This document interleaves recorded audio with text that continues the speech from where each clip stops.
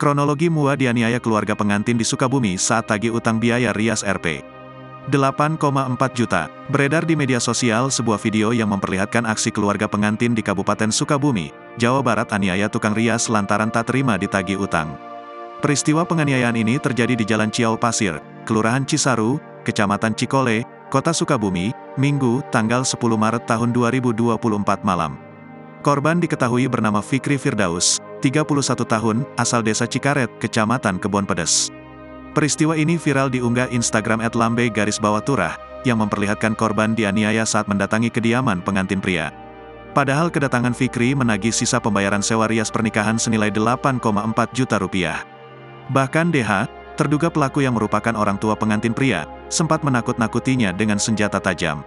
Kepada Kompas.com, Kapolsek Cikole Kompol Cepi Hermawan menjelaskan, peristiwa itu bermula saat korban bersama istri dan saudaranya, mendatangi rumah pelanggannya di Jalan Ciau Pasir, Kelurahan Cisaru, Kecamatan Cikole, Kota Sukabumi, Minggu, tanggal 10 Maret tahun 2024 malam.